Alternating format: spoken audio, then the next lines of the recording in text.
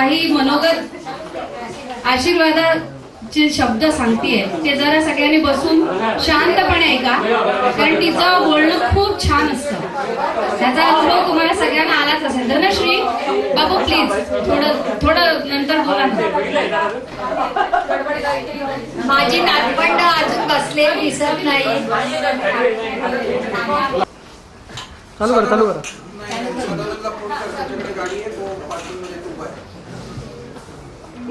नाही, त्याचा आवाज दमणकर कुटुंबाचे तिसऱ्या पिढीचे पहिले अपत्य म्हणजे बापूंची नात ममता व घराण्याची नात अमिता या दोघी झाल्या. याचा आम्हा सर्व कुटुंबाला आनंद झाला. त्या दोघींची शरीरयष्टी म्हणून काय विचारता, रेस्टिंग मध्ये जन्माला आलेल्या म्हणजे तुमच्या ध्यानात आले असेलच. नंतर आगमन झाले गोऱ्या गोऱ्या रंगाची गुटगुटीत बाळ, ती म्हणजे नैना. तिच्या त्या रूपामुळे मुलगी झाली तरी काही वाटले नाही. नंतर 1961 साली आमच्या उत्सवमूर्ती कविता व हेमंत या दोघांचे अनुक्रमे 20 एप्रिल व 21 मे अशा दिवशी जन्माला आले. मुलगीच म्हणून ऐकल्यावर सर्वांनी खूपच निराशा झाली, पण प्रत्यक्ष पाहिल्यावर सर्वांचे डोळे दिपून गेले. 4 नाती झाल्यावर हेमंतचे स्वागत अति उत्साहात झाले. वहिनीचा आनंद गगनात मावेना. बार बार देखो, हजार बार देखो अशी डोंगरे बालामृतची गुटगुटीत आरोग्यदायी बाळ. ह्यांना पाहताच मी मनात म्हटले, ही बाळे कधीच उपाशी राहणार नाही. लहान असताना कविता कुठेही नेले तरी आईला ती पहिला प्रश्न विचारली, जेवायला भात मिळणार का? त्यासाठी तिने आईकडून ओढाही खाल्लेला आहे. हेमंत महाशय सुद्धा पोटभर जेवण हवे असायचे, मग ही स्वारी खुश असायची. चौकसपणा हा कविताचा गुण, कसा तो तुम्हाला पटवून देते. बाजूच्या बिल्डिंग मध्ये कोणी राहायला आले की कविता अभ्यासाला सुट्टी देऊन बेडरूम मध्ये गादीवर डबा धरून बसायची.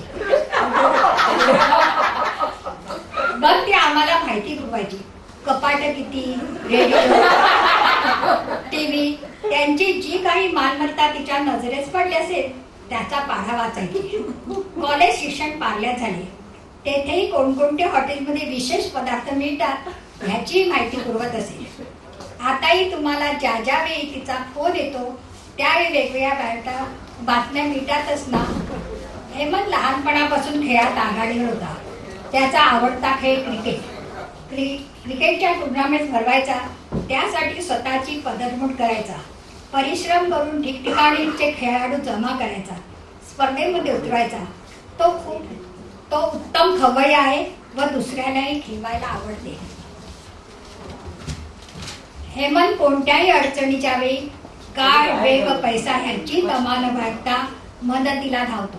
त्याचा उत्तम गुण मिश्किल विनोद करणे, म्हणूनच सर्वांना सहलीला हेमंतची आवश्यकता वाटते. ह्या दोन्ही उत्सव मूर्तीचे स्वप्न होते. कविताचे स्वप्न मुलीचे उच्च शिक्षण परदेशी करणे, ते स्वप्न चांगल्या तऱ्हेने साकार झालेले. त्यासाठी कविताने केलेल्या धाडसाला व त्यागाला माझा मनापासून सलाम. हेमंतचे स्वप्न गावाला घर बांधणे, त्याप्रमाणे त्याने 7-8 वर्ष परिश्रम केले. त्याची पूर्तता आता थोड्या दिवसातच होणार. घर पावे बांधून ह्या म्हणीचा प्रत्यय तो आता घेतोय. त्याला किती अडचणी आल्या असतील हे तुम्हाला कल्पना करून आल्या असतीलच.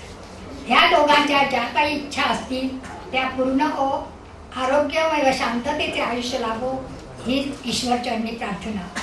हा, एक सांगायचे राहिले, त्यांचे दोघांचे जोडीदार काय म्हणतात.